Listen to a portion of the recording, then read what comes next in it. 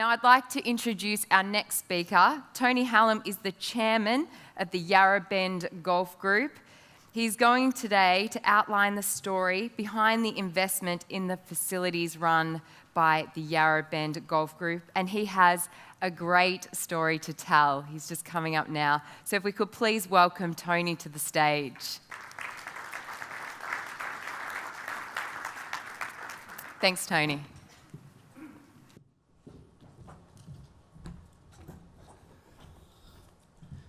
Thank you very much, and good morning, everyone. And if I could maybe, it's a real pleasure here to be representing Yarra Bend Golf. That was a little bit of a lengthy session on customer loyalty. So we did have a giveaway this morning from Yarra Bend Golf. I just wondered, could everybody stand, and we'll just get a little bit of energy in the room.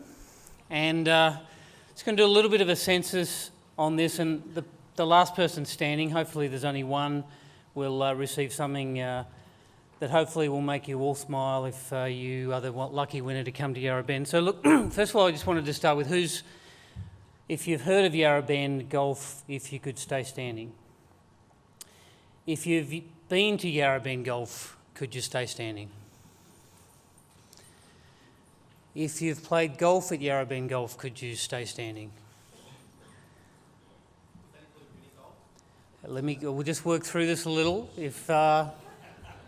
If you've hit on the driving range, could you stay standing?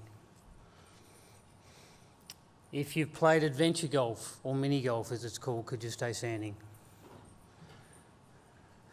And if you've done all three, could you stay standing?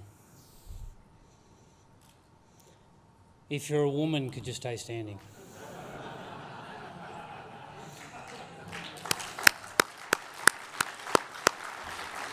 And, sorry, what is your name? Sorry? Madeline, you're now proudly a member of Yarra Bend Golf, and you'll be receiving an annual pass to our facility that's worth $1,400.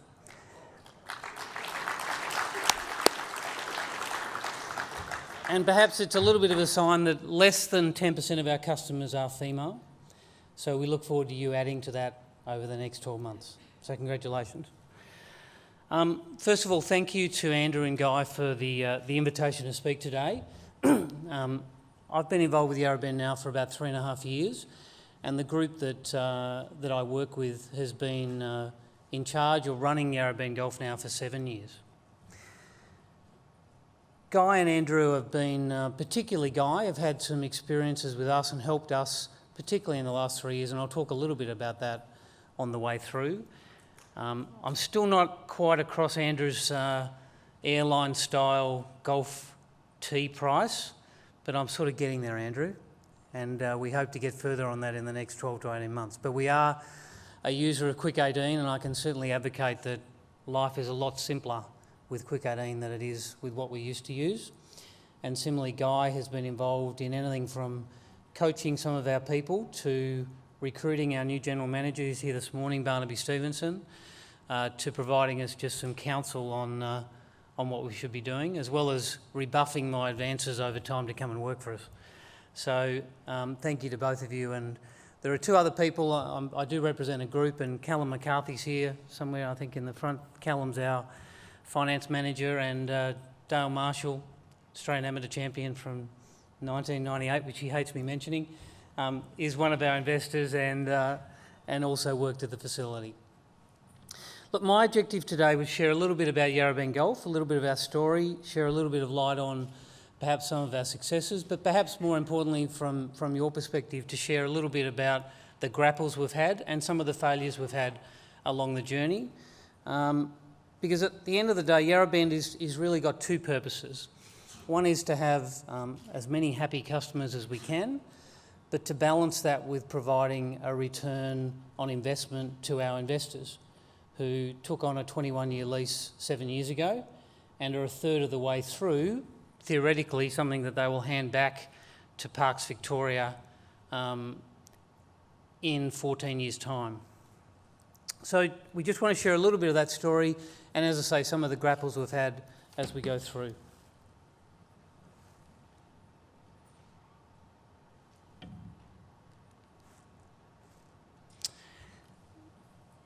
We have a really proud tradition, I suppose, at Yarra Bend Golf. There's many golf facilities too. It's not a new facility, it's been around for a long time, and as shown in the audience, most people know of it. A lot of people have played there at some point, but many people played there or have been there sometime in their past, and therefore what I'm going to show you is a little bit of the evolution of our facility. But its history is quite important. It has been, the surrounding areas of Yarra Bend Park have been public lands and used as public lands since the 1870s. Until 1925, the site was the site of the relatively infamous Yarra Bend Asylum, or the Melbourne Sanitarium. A very sad history in many ways, but part of how this area of Melbourne grew, and particularly grew into what it is today, which we'll talk about in a minute. The asylum was shut in the mid-1920s, and the area was turned into parklands and further evolved into what became known as the Yarra Bend National Park. And the clubhouse, as we call it, or the primary structure, has been there since that time and is of a particular style that is known as a national park style out of the United States. It's technically known by architects, a very small group of architects, as the Yogi Bear style, and now we all laugh at that, but it genuinely is known as that, and it is heritage listed under that basis, which those of you who have heritage listed infrastructure in your facility understand that that comes with its pluses and its minuses.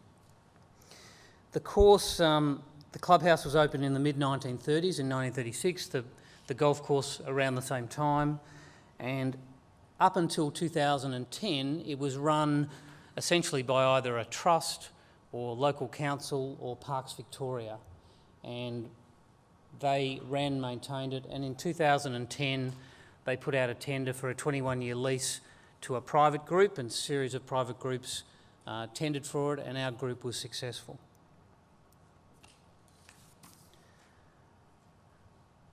This was the original first tee, and this is the original first tee marker. And I included it, one, because we've kept it from when we took over the facility, but two, that it starts to illustrate some of the grapples that we have. You'll start to see with some of these images. A nice facility that we inherited, very well known, very well liked. Most golfers know it, most have played it, but a lot have moved on up the food chain from a public facility to either, as we all know, the challenging landscape of high quality public facilities, or to private member golf clubs. It was very much a high volume, low cost public golf course. Its facilities were, as I said, limited, but with some great traditions. And those traditions have been very challenging for us at times. Probably the best example of that is we have some people who've been playing at Yarra Bend for certainly over 10 years, maybe over 20 years, some over 30 years. And there was a cafe at Yarra Bend. Whoever went to the old cafe at Yarra Bend? Right. It has become better by the day that it hasn't been there. Everybody remembers it, who went to it, loved it, even though anybody who went in there and ate in there ran the risk of dying of salmonella. But it became one of those things when it was taken away that it became something that people yearned to have back. And there, some of the challenges we have had in developing the facility is not to change too much too quickly, but similarly we couldn't, as you can see, leave it the way it was. And these are just some examples, they're just images of what was inherited. A very neat little business, but it certainly wasn't going to provide the return on investment that the new investors were looking for with the money that was required to be put in under the lease. Again, a really pretty setting. A lot of people had played a lot of early golf there, a lot of regular golfers. So to give you a little bit of an insight of what it looks like now, and fortunately many of you have been there, so you get a sense of this, and if we could just run the video and show people what it looks like now.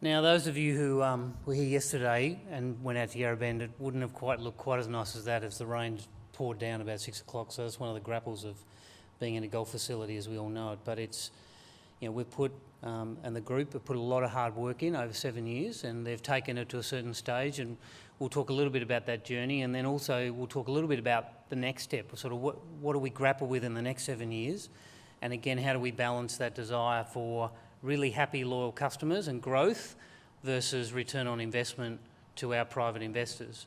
And that's different. Each golf facility is different depending on who your stakeholders are, but ultimately we need to generate a return for our investors. So why is Yarra Bend, what makes Yarra Bend, what are the key characteristics of Yarra Bend, and what have we had to look at in terms of how do we maximise the benefits that we have? First of all, location. It's 4 kilometres from the city, but it's a bit funky. It's a bit of a funky place to get to. So as the crow flies, it's 4 kilometres, but as the roads go in Melbourne, it's about 5.5. So everyone sort of knows of Yarra Bend, but they don't quite know how to get there. And that's been a really interesting challenge for us about creating awareness of what we've done, because people sometimes remember what it was 10 years ago and what they first looked at. It's on the Yarra River, so we are doing more and more work over time to allow the river to become more of a feature of the facility, particularly the golf course, but also in our marketing and our positioning. So we often talk about putting the Yarra back into Yarra Bend, and that has a practical sense to it, which is, as best we can, clearing away some of the obstacles that were put in place over time, ironically, to prevent people seeing the river. So those of you who've been to Yarra Bend will know that some of the tees actually back onto the river. For a range of safety reasons, there were these cyclone fences put around some of these tees, and there were vines that grew up on it. And I'm told one of the reasons was because people used to hit balls, God forbid why, but they used to hit balls into the Yarra from the tees. So what's the logical thing people do nowadays? They build a wall. So we've tried to take all those walls out. So you can walk to those tees, you can see the river. Those of you who are Melburnians, I know the Yarra cops a bit of crap from people outside of Victoria, but it's a really beautiful feature of our city, and it's a really beautiful feature of our golf facility. It's got terrific parking, lots of parking. We've extended the car park, so some practical issues there of safety, particularly we're a 12-hour, 14-hour, 15-hour a day facility, so lighting was an issue. It was a very poorly lit place. We've just put in some new LED light. So some very practical things to make it a safer place, make it feel a bit safer. And then we always knew we had an interesting enough course. We don't ever intend to be a championship course. We never talk about it, but we want it to be an interesting course. We knew it was, and so we've spent time and effort in making it a cleaner course, a better run course, foliage, these types of things, which I'll come to in a minute. But the first thing we really had to work out was who came there, because we'll get to who was in our group in a minute. We had a lot of really long-standing, well-qualified, really interesting golf people. But I find, and I'm a golf person, I find that I often think of things as a destination. Is it a destination place to go?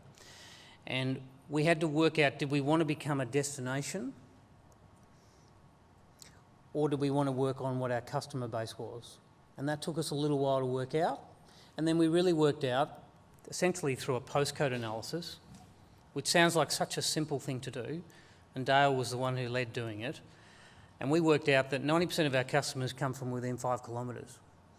So from a marketing perspective, forget the destination idea. I mean, we'll do some nice things. That video is a nice thing, and we need to present ourselves in a really well-branded and positioned way. But we're a local golf course, local golf facility. What we needed to do was focus on that 5 kilometre radius. And in that 5 kilometre radius, this is what was there. There's 160,000 people in that 5 kilometre radius. So there's more than enough. If there's people who come from outside, that's terrific, but there's plenty of people there. It's a growth corridor in the sense of the affluence of the area, like much of inner Melbourne, is going up. People are having to move out because of the price of housing, so the people who are living in these areas, lots of younger families, lots of wealthier people, or more affluent people. Not super wealthy people, but affluent people. Golf is an aspirational game, so it fits well. There are 70 plus schools in that area. So we have a thriving junior program, more to come. But the thing that schools bring is not just kids at school, but actually school fates, ways of creating awareness. Not easy, again, they're labour intensive, they take time, they take effort, but that's become a focus of us. There are 2 private golf courses. Interestingly, neither of them, until recently, had particularly good practice facilities, particularly driving range. So we often had members coming and practising in our driving range. And there's quite a competitive landscape of driving ranges generally and public golf courses, but we felt we're sort of a little different.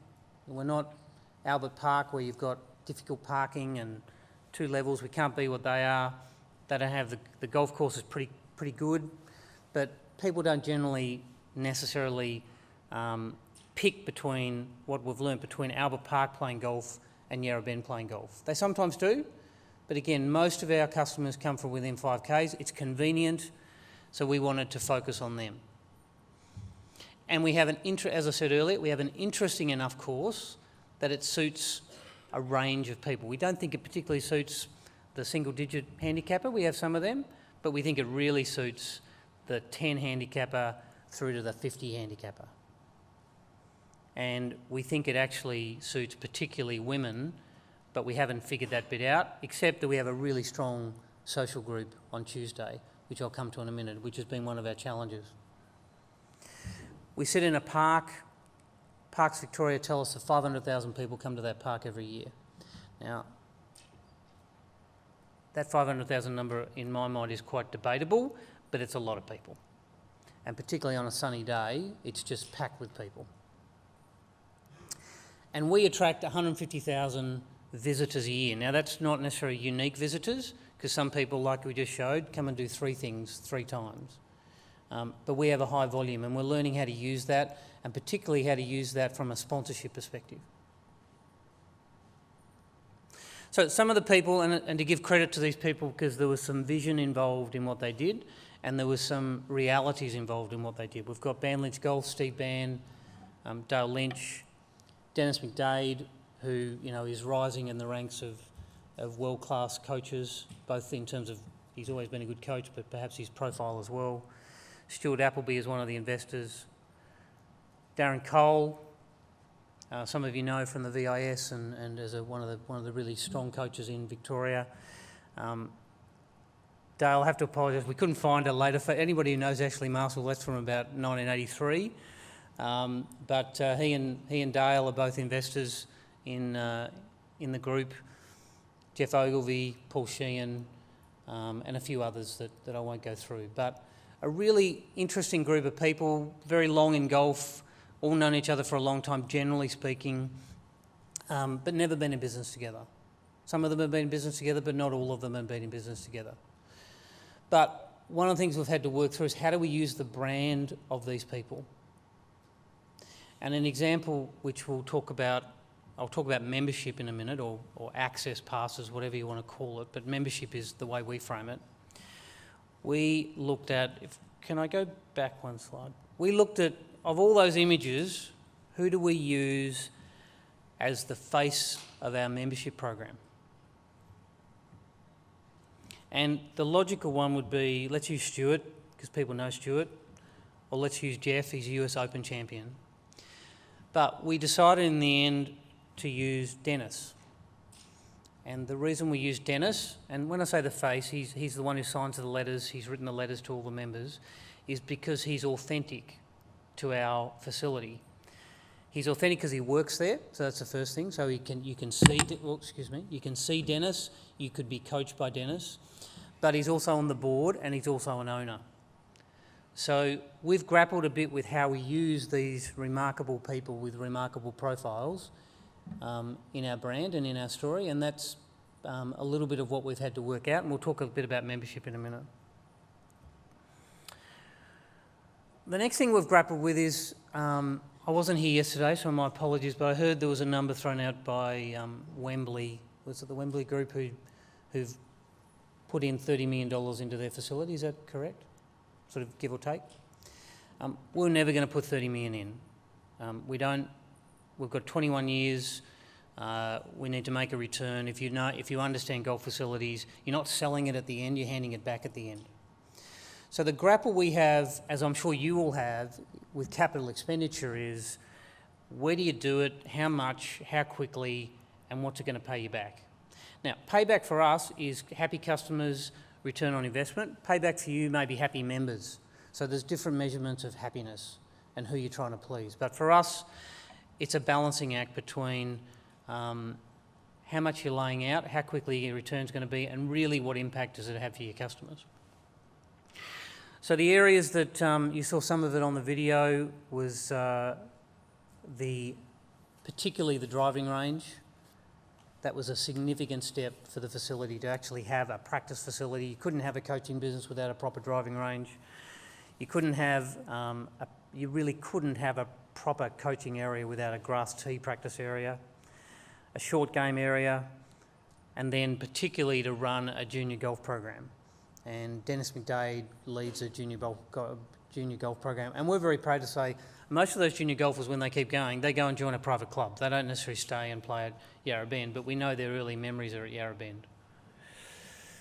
Facilities, simple things, toilets, seating, pathways, lighting, all had to be introduced because again, and we haven't done it all at once. For example, the lighting, we've just put some new lighting in from the car park through to the driving range because essentially some feedback we got was that people didn't feel safe walking in or as safe as they should feel. We put in 2 18-hole adventure golf courses and they've been an interesting piece of our business model because essentially they've added incremental revenue to a fixed cost base. It's not quite as simple as that, but that's essentially what they've done. So our food and beverage has grown. We've brought different people to the facility, and that's caused a grapple in terms of we had a lot of time and effort thinking about, well, how's our regular Sunday morning golfer going to feel walking in? He's been coming for 20 years. Generally, it's a he. Generally, he's in his 50s to his 70s. He's coming in. He's played there every week. And there's this, 3 or 4 kids running around. They don't really give a toss who he is. And they're trying to get their putter and run out and make some noise. So those sorts of things have been, because it's all in one hub. We have not built a new clubhouse. We've not built a new pro shop. It's all run out of one retail hub. And then in particular, on the golf course, we're focused on some of the basics. So tees, greens, bunkers. If anybody had ever been to Yarra Bend, they knew that if we had a night like last night with the rain, you really basically couldn't play the bunkers today. And we've got a very, very good facilities superintendent. A course superintendent joined us 3 years ago, Tim Bunn, and he spent probably pound for pound about $80,000 over 2 years and fixed our bunkers. And it just has made such an impact to our regular golfers. And you're all regular golfers, so you sort of know tees, greens, bunkers are sort of some basics that you have to have right if you're going to have a good, solid golf course. Foliage is a big issue on our course. Our course is beautifully covered with trees, really mature trees, but the foliage was a real problem, particularly around pace of play. balls getting lost, people looking for them. A lot of people who come and play at our course are not that experienced, so they look for their ball, they look for 7, 8, 9 minutes, and the group behind them are getting frustrated. So foliage was a big issue, and then pathways was a big issue. Primarily because at some point, whomever was running the course decided to put a series of pathways in them and build beautifully looking brick edges around a number of the tees. Really looked good, I'm sure, when they went in. They're just a maintenance nightmare. And so we've had to pull most of that out. Again, we've taken 3, 4, 5 years to do that. Now, before I move into some financials, I don't put this up in any sense. We're not here to tell you that this stuff's easy. And secondly, we're a private company, so we're going to share particularly some of our revenue growth in a way that if you want to come and ask some more specific questions, I'm more than happy to do it. But in a public forum, it's a private company, and obviously golf's a pretty small world, so just bear with me in that. So you can probably work out from that what our revenue is. Look, to give you a sense, 3 years ago, so we're 4 years into a lease, the business, when we picked it up, as best we could tell, would have been around 2 million, 2.5 million of revenue. By FY14, so the year ended 30 June 2014, is about 3.5, and we expect at 30 June 2017 that we'll hit about 5.5. So not a big business, but pretty solid growth. And that growth's a mixture of things, it's not one thing. But to give you an example, we've taken our yield on our golf course, as in our green fees, from $18 to $29 in 7 years. Now, that's actually a pretty scary number for a board and a group of investors who are really deep in golf. It's an impressive number, but you can imagine, and we've got a new general manager here today, and he wants to push the price up to $44 for our peak price. Breaking through the $30 mark was actually a really big psychological step. Breaking through the $40 mark is even a bigger psychological step. So these issues are not simple, and it isn't just let's just push the price up, but we know we have a good product and we know we've invested in the product, so we've been prepared to push the envelope, and that's where Andrew's, excuse me for bumping into this, that's where Andrew's model comes in. That's probably the next phase for us. We introduced a membership program in last year, but it's a 5-day membership. So weekends for us, we're pretty well full almost all the time. And some of the stuff that was in the loyalty program we're toying with. We brought in a consultant earlier this year. So we had a really good start with our membership program. Almost within the blink of an eye, we went from 0 to about 110. And they retail at about $1,400. But to get from 110 to 300, which is what we think we need, and if you look at what Moore Parker's done, that's they're up to 600 or 700.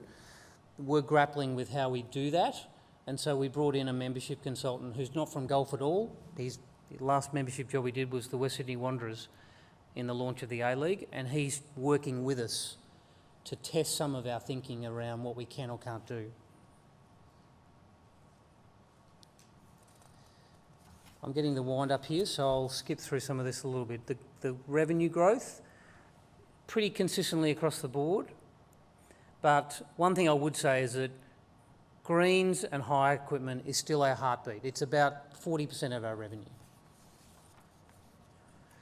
We went out to our customers. We've done 2 customer surveys in the last 2 years, one in May 2015, one in May 2016. And we did this really because we kept giving ourselves a hard time. We kept saying, well, actually, we need to be better. And I think we still need to be better. But it gave us some comfort that we were making good inroads. So, if the overall experience is that 92% of those surveyed rate the experience at Yarra Bend as excellent or good, then we're feeling pretty good about that. We've still got a long way to go. And then value for money was the flip side of that. Were we ratcheting up our price? Were people feeling they were getting value for money?